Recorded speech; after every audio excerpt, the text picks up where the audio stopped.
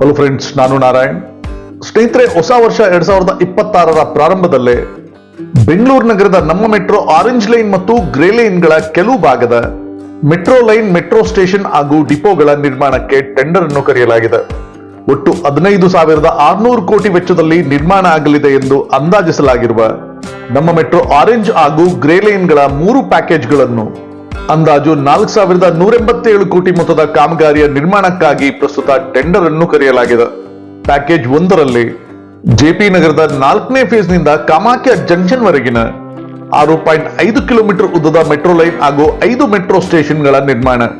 2ನೇ ಪ್ಯಾಕೇಜ್ನಲ್ಲಿ ಹೊಸಕೆರೆಹಳ್ಳಿಯಿಂದ ನಾಗರಬಾವಿವರೆಗಿನ 5 ಕಿಲೋಮೀಟರ್ ಉದ್ದದ metro line ಹಾಗೂ 4 ಮೆಟ್ರೋ ಸ್ಟೇಷನ್ಗಳ ನಿರ್ಮಾಣ ಹಾಗೂ 3ನೇ ಪ್ಯಾಕೇಜ್ನಲ್ಲಿ ನಮ್ಮ ಮೆಟ್ರೋ ಗ್ರೇ ಲೈನ್ ನ 6.6 ಕಿಲೋಮೀಟರ್ ಉದ್ದದ ಮೆಟ್ರೋ ಲೈನ್ ನಿರ್ಮಾಣ ಹಾಗೂ 3 ಮೆಟ್ರೋ ಸ್ಟೇಷನ್ಗಳ ನಿರ್ಮಾಣ ಮತ್ತು ಸುಂಕದಕಟ್ಟೆ ಬಳಿ ಮೆಟ್ರೋ ಡಿಪೋ ನಿರ್ಮಾಣಕ್ಕಾಗಿ ಟೆಂಡರ್ಗಳನ್ನು ಕರೆಯಲಾಗಿದೆ. ನಮ್ಮ ಮೆಟ್ರೋ ಆರೆಂಜ್ ಲೈನ್ ಹಾಗೂ ಗ್ರೇ ಲೈನ್ಗಳ ನಿರ್ಮಾಣಕ್ಕಾಗಿ ಸರ್ವೆ ಹಾಗೂ ಈ ಲೈನ್ಗಳ ಫೀಸಿಬಿಲಿಟಿ ರಿಪೋರ್ಟ್ ತಯಾರಾದದ್ದು 2015-2016ರಲ್ಲಿ. ಹಲವಾರು ಕಾರಣಗಳಿಂದ ನಿಧಾನಗತಿಯಲ್ಲಿ ಹಲವಾರು ಒಪ್ಪಿಗೆಗಳನ್ನು ಗಳಿಸಿದ ಬಳಿಕ ಈ ಕಾಮಗಾರಿಗೆ 2024ರ ಆಗಸ್ಟ್ ತಿಂಗಳಲ್ಲಿ ಕೇಂದ್ರ ಸರ್ಕಾರದ ಒಪ್ಪಿಗೆಯು ದೊರೆಯುತ್ತದೆ. ಜೆಪಿ ನಗರದ 4ನೇ ಫೇಸ್ ನಿಂದ ಕೆಂಪಾಪುರದವರೆಗೆ 32.3 ಕಿಲೋಮೀಟರ್ ಉದ್ದದ ಹೊಸ ಮೆಟ್ರೋ ಲೈನ್ ನಿರ್ಮಾಣ ಆಗಿ 22 ಹೊಸ ಮೆಟ್ರೋ ಸ್ಟೇಷನ್ಗಳನ್ನು ಹೊಂದುವ ನಮ್ಮ ಮೆಟ್ರೋ ಆರೆಂಜ್ ಲೈನ್ ಹಾಗೂ ಹೊಸಕೆರೆಹಳ್ಳಿಯಿಂದ ಕಡಬಗೆರೆವರೆಗೆ 12.1 ಕಿಲೋಮೀಟರ್ ಉದ್ದದ ಹೊಸ ಮೆಟ್ರೋ ಲೈನ್ ನಿರ್ಮಾಣ ಆಗಿ 9 ಹೊಸ ಮೆಟ್ರೋ ಸ್ಟೇಷನ್ಗಳನ್ನು ಹೊಂದುವ ನಮ್ಮ ಮೆಟ್ರೋ ಗ್ರೇ ಲೈನ್ ನ ನಿರ್ಮಾಣ 2025ರಲ್ಲಿಯೇ ಪ್ರಾರಂಭ ಆಗಬೇಕಿತ್ತು. ಆದರೆ ನಮ್ಮ ರಾಜ್ಯ ಸರ್ಕಾರ ಈ ಮೆಟ್ರೋ ಲೈನ್ಗಳನ್ನು ಪೂರ್ಣ ಪ್ರಮಾಣದಲ್ಲಿ ಡಬಲ್ ಡೆಕ್ಕರ್ ಫ್ಲೈಓವರ್ ರೀತಿಯಲ್ಲಿ ನಿರ್ಮಾಣ ಮಾಡುವ ನಿರ್ಧಾರವನ್ನು ಕೈಗೊಂಡಾಗ ಹಿಂದೆ ಸಿದ್ಧಪಡಿಸಲಾಗಿದ್ದ ಡಿಪಿಆರ್ ಗಳನ್ನು ಬದಲಾವಣೆ ಮಾಡಿ ಹೊಸ ರೀತಿಯಲ್ಲಿ ಭೂಮಿಯಿಂದ 8 ಮೀಟರ್ಗಳ ಎತ್ತರಕ್ಕೆ 4 ಲೈನ್ಗಳ ರಸ್ತೆಯನ್ನು ನಿರ್ಮಿಸಿ ಮುಂದೆ ಆ ಭಾಗದಿಂದ 8 ಮೀಟರ್ನ ಎತ್ತರಕ್ಕೆ ಮೆಟ್ರೋ ಲೈನ್ ಸಾಗುವ ರೀತಿ ಡಬಲ್ ಡೆಕ್ಕರ್ ಫ್ಲೈಓವರ್ ರೀತಿಯಲ್ಲಿ ಈ ಮೆಟ್ರೋ ಲೈನ್ಗಳನ್ನು ನಿರ್ಮಿಸಲಾಗುವುದು. ಈ ಮೆಟ್ರೋ ಲೈನ್ ನ ಜೊತೆಗೆ 4 ಲೈನ್ಗಳ ಹೊಸ ರಸ್ತೆಯನ್ನು ನಿರ್ಮಿಸುವುದರಿಂದ ಈ ಭಾಗದಲ್ಲಿ ಮುಂದೆ ರಸ್ತೆಯಲ್ಲಿನ ವಾಹನ ದಟ್ಟಣೆಯ ಸಮಸ್ಯೆಯನ್ನು ಕಡಿಮೆ ಮಾಡುವ ಉದ್ದೇಶದಿಂದ ಸರ್ಕಾರ ಈ ಹೊಸ ವಿನ್ಯಾಸದ ಡಬಲ್ ಡೆಕ್ಕರ್ ಫ್ಲೈಓವರ್ ನ ಮಾದರಿಯಲ್ಲಿ ಮುಂದೆ ಹೊಸದಾಗಿ ನಿರ್ಮಾಣ ಆಗುವ ಮೆಟ್ರೋ ಲೈನ್ಗಳನ್ನು ನಿರ್ಮಿಸುವ ಉದ್ದೇಶವನ್ನು ಕೈಗೆತ್ತಿಕೊಂಡಿದೆ. ಮುಂದೆ ಹೊಸ ಮಾದರಿಯಲ್ಲಿ ನಿರ್ಮಾಣ ಆಗಲಿರುವ ಈ ಮೆಟ್ರೋ ಲೈನ್ಗಳು ಹಲವಾರು ಹೊಸ ಹಿರಿಮೆಗೆ ಪಾತ್ರವಾಗಲಿವೆ.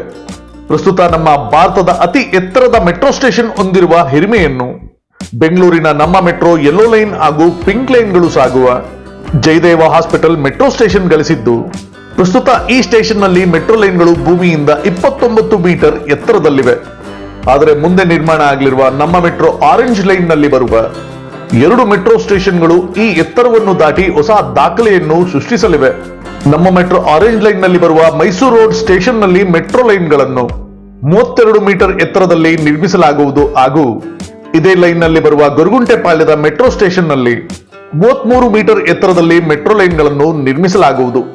ಮುಂದೆ ನಿರ್ಮಾಣ ಆಗುವ ಈ metro line double decker metro line ಆಗಿ ನಿರ್ಮಾಣ ಆಗುವ ಕಾರಣದಿಂದಾಗಿ ಹಿಂದಿನ ಎಲಿವೇಟೆಡ್ ಮೆಟ್ರೋ ಲೈನ್ಗಳಿಗಿಂತಲೂ ಎತ್ತರದಲ್ಲಿ ಈ ಮೆಟ್ರೋ ಲೈನ್ಗಳು ಸಾಗಲಿವೆ. ಹಾಗೂ ಈ ನಮ್ಮ ಮೆಟ್ರೋ ಆರೆಂಜ್ ಲೈನ್ ನಲ್ಲಿ ಇನ್ನೊಂದು ಹೊಸ ಬದಲಾವಣೆಯನ್ನು ಸಹ ಮಾಡಲಾಗಿದೆ. ಹಿಂದೆ ಸಿದ್ಧಪಡಿಸಲಾಗಿದ್ದ ಡಿಪಿಆರ್ ನಲ್ಲಿ ನಮ್ಮ metro orange line Peenya station ನಲ್ಲಿ ನಮ್ಮ ಮೆಟ್ರೋ ಗ್ರೀನ್ ಲೈನ್ ಜೊತೆಗೆ ಇಂಟರ್ ಕನೆಕ್ಷನ್ ಅನ್ನು ಹೊಂದುತ್ತಿತ್ತು. ಆದರೆ ಈಗ ಮಾಡಿರುವ ಬದಲಾವಣೆಯಲ್ಲಿ ಈ ಇಂಟರ್ ಕನೆಕ್ಷನ್ ಅನ್ನು ಗೊರಗುಂಟೆಪಾಳ್ಯದ ಮೆಟ್ರೋ ಸ್ಟೇಷನ್ ನಲ್ಲಿ ನಿರ್ಮಿಸಲಾಗುವುದು. ಹಿಂದೆ ಮಾಡಿದ್ದ ಡಿಸೈನ್ ನಲ್ಲಿ ನಮ್ಮ ಮೆಟ್ರೋ ಆರೆಂಜ್ ಲೈನ್ ಕಂಠೀರವ ಸ್ಟುಡಿಯೋದ ಬಳಿ ಶಾರ್ಪ್ ಕರ್ವ್ ಅನ್ನು ತೆಗೆದುಕೊಂಡು ಮುಂದೆ ಇಂಡಸ್ಟ್ರಿಯಲ್ ಏರಿಯಾಗಳ ಮುಖಾಂತರ ಪೀಣ್ಯ ಸ್ಟೇಷನ್ ನಲ್ಲಿ ಇಂಟರ್ ಕನೆಕ್ಷನ್ ಅನ್ನು ಹೊಂದಿ ಮುಂದೆ ಸಾಗಬೇಕಿತ್ತು. ಆದರೆ ಈಗ ಹೊಸ ಡಿಸೈನ್ ನಲ್ಲಿ ಗೊರಗುಂಟೆಪಾಳ್ಯದ ಮೆಟ್ರೋ ಸ್ಟೇಷನ್ ವರೆಗೆ ನೇರವಾದ ಲೈನ್ ನಿರ್ಮಾಣ ಆಗುವುದರಿಂದ ಮುಂದೆ ನಿರ್ಮಾಣ ಆಗಲಿರುವ ಮೆಟ್ರೋ ಲೈನ್ ನ ಅಲೈನ್ಮೆಂಟ್ ನಲ್ಲಿ 200 ಮೀಟರ್ಗಳಷ್ಟು ಕಮ್ಮಿ ಆಗಲಿದ್ದು ಸುಮಾರು 669 ಕೋಟಿ ಹಣ ಸಹಿತ ಉಳಿತಾಯ ಆಗಲಿದೆ ಎಂದು ಬಿಎಂಆರ್ಸಿಎಲ್ ಹೇಳಿಕೊಂಡಿದೆ. ಈಗ ಟೆಂಡರ್ ಅನ್ನು ಕರೆಯಲಾಗಿರುವ ನಮ್ಮ ಮೆಟ್ರೋ ಆರೆಂಜ್ ಲೈನ್ ನಲ್ಲಿ ನಿರ್ಮಾಣ ಕಾಮಗಾರಿ 2026ರ ಜೂನ್ ಅಥವಾ ಜುಲೈನಲ್ಲಿ ಪ್ರಾರಂಭ ಆಗಲಿದೆ ಎಂದು ಅಂದಾಜಿಸಲಾಗಿದ್ದು 2031ರಷ್ಟಕ್ಕೆ ಈ ಕಾಮಗಾರಿ ಪೂರ್ಣ ಆಗಬಹುದು ಎಂದು ಅಂದಾಜಿಸಲಾಗಿದೆ. ಸುಮಾರು 7ರಿಂದ 8 ಲಕ್ಷ ಜನ ಪ್ರತಿದಿನ ನಮ್ಮ ಮೆಟ್ರೋ ಆರೆಂಜ್ ಮತ್ತು ಗ್ರೇ ಲೈನ್ಗಳಲ್ಲಿ ಪ್ರಯಾಣಿಸಬಹುದು ಎಂದು ಅಂದಾಜಿಸಲಾಗಿದ್ದು ಮುಂದೆ ನಮ್ಮ ಮೆಟ್ರೋ ಆರೆಂಜ್ ಹಾಗೂ ಗ್ರೇ ಲೈನ್ಗಳಲ್ಲಿ ನಿರ್ಮಾಣ ಕಾರ್ಯ ಶೀಘ್ರವಾಗಿ ಪ್ರಾರಂಭ ಆಗಿ ಯಾವುದೇ ಅಡೆತಡೆ ಇರದೆ ಯಾವುದೇ ಅವಘಡ ಆಗದಂತೆ ಕಾಮಗಾರಿ ನಡೆದು ಅಂದುಕೊಂಡ ಸಮಯಕ್ಕಿಂತ ಶೀಘ್ರವಾಗಿ ಈ ಭಾಗದಲ್ಲಿ ಪ್ರಯಾಣಿಕರಿಗೆ ಮೆಟ್ರೋ ಸೌಲಭ್ಯವು ದೊರಕುವಂತಾಗಲಿ.